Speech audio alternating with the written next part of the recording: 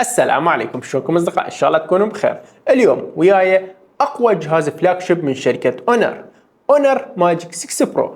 هذا الجهاز يقدم لك كل اللي تحتاجه من تصميم وشاشة قوية 10 اضعاف الهواتف الاخرى، والمعالج هو الاقوى، والكاميرات تنافس حتى الكاميرات الاحترافية، والبطارية هو الاقوى في اجهزة الفلاج شيب. لذلك خليكم وياي نشوف مميزات الجهاز، وايضا هل بيه عيوب يخليك ما تشتريه.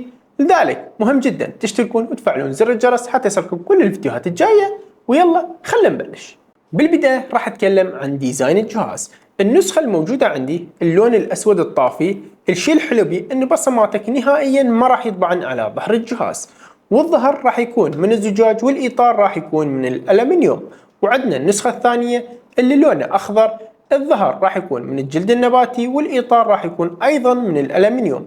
وزن الجهاز شويه ثقيل، يعني حاله حال اجهزه فلاج شيب 225 جرام. الشاشه يجيك من نوع اوليد بمعدل تحديث تكيفي، يعني هو معدل التحديث مالته 120 هرتز، ولكن يتغير حسب استخدامك للجهاز. وحجم الشاشه 6.8 بوصه بدقه 2K، ونسبه الاستحواذ هو 92%.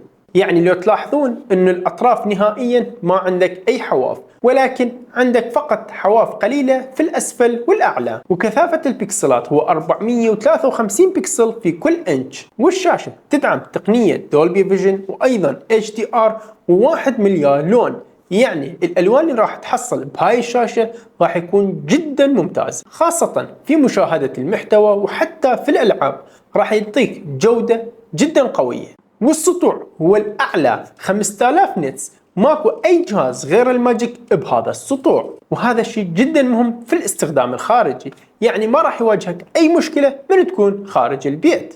والجهاز محمي بطبقة قوية من نانو كريستال. هذا الشيء حسب كلام الشركة انه يخليه اقوى 10 اضعاف من بقية الهواتف. يعني الجهاز يتحمل 10 وضعيات مختلفة للسقوط، وهذا الشيء جدا مهم. وعندك ضمان سنة كاملة على شاشة الجهاز إذا صار عليه أي شيء. والمعالج هو الأقوى سناب دراجون 8 جين 3، ومعمارية 4 نانومتر، ومعالج الرسوميات هو أدرينو 750. معروفة عن معالجات السناب دراجون أنها تحافظ على الأداء والاستقرار، وأهم شيء تقليل استهلاك البطارية، وهذا الشيء جدا مهم خاصة في أجهزة الفلاج شيب. معالج بهذا القوة أكيد راح يشغل الألعاب على أعلى الإعدادات. عندك الببجي يشغلها على 90 فريم، وراح يصعد 120 فريم مع التحديث القادم للعبة. وأيضا جربت ألعاب أخرى الأداء قوي وسلس جدا. والرام عندك 12 جيجا بايت، وتقدر ترفعها إلى 20 جيجا بايت عن طريق الأخذ من الذاكرة الداخلية. ونوع الرام هو LPDDR5X. والذاكرة الداخلية الضخمة 512 جيجا بايت، ونوع الذاكرة هو UFS 4.0. وواجهة هونر هو الماجيك OS 8.0، وهاي الواجهة مبنية على اندرويد 14. والشيء القوي بواجهة هونر يخليه بهاي السلاسة وبهاي القوة انه يدعم الاندرويد 14 بشكل كامل. صراحة اشوف واجهة هونر هو الوحيد اللي ينافس واجهة سامسونج. وهسه اقوى ميزة بوجهة نظري بهذا الجهاز اللي هو الكاميرات. صراحة كاميرات هذا الجهاز جدا رهيبة.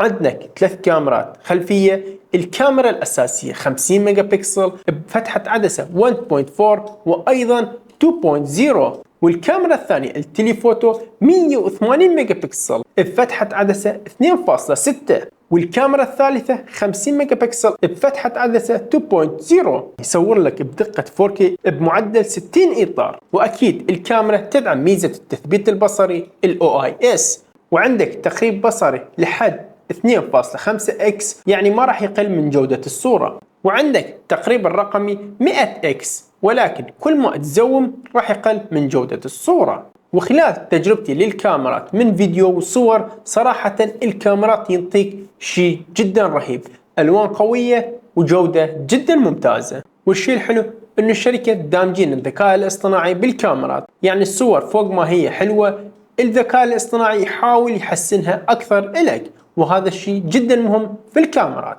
والكاميرا الأمامية أيضا 50 ميجا بكسل بفتحة عدسة 2.0، وأيضا يصور بدقة 4K 30 إطار. والسماعات أكيد ستيريو الصوت اللي يجيك من الجهاز صوت نقي وجدا ممتاز. خلونا ناخذ تيست.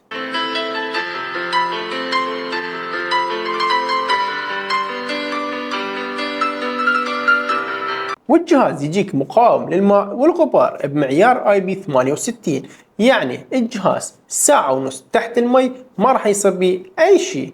والبطارية يجيك بسعة 5600 ملي أمبير، وهذا الشيء يخليه أكبر سعة بطارية بجهاز فلاج شيب. وعندك سرعة الشحن هو 80 واط. هنا أنا استغربت من حركة إنه شركة أونر حاطين في العلبة شاحن بقوة 100 واط، وعندك الجهاز يدعم أيضا الشحن اللاسلكي بقدرة 66 واط، وأيضا الشحن اللاسلكي العكسي يدعمها. وفي الأخير شنو عيب هذا الجهاز؟ صراحة ما لقيت أي عيب بهذا الجهاز.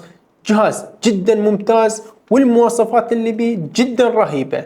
والشيء الأقوى أنه سعره جدا مناسب مقارنة بالمنافسين، وأيضا الهدايا اللي راح تحصل عليه من تشتري الجهاز. لذلك إذا كنت تفكر أو ناوي ولكن عندك رهبة أو خوف أنه إذا تشتري الجهاز يفشلك، صراحة الجهاز جدا ممتاز، وأنصحك إذا الجهاز كان ببالك تشتريه بدون أي تردد. وفي الأخير أتمنى عجبكم الفيديو، ولا تنسونا من الاشتراك وتفعيل زر الجرس، وإن شاء الله نلتقي في المراجعات الجاية، وفي أمان الله.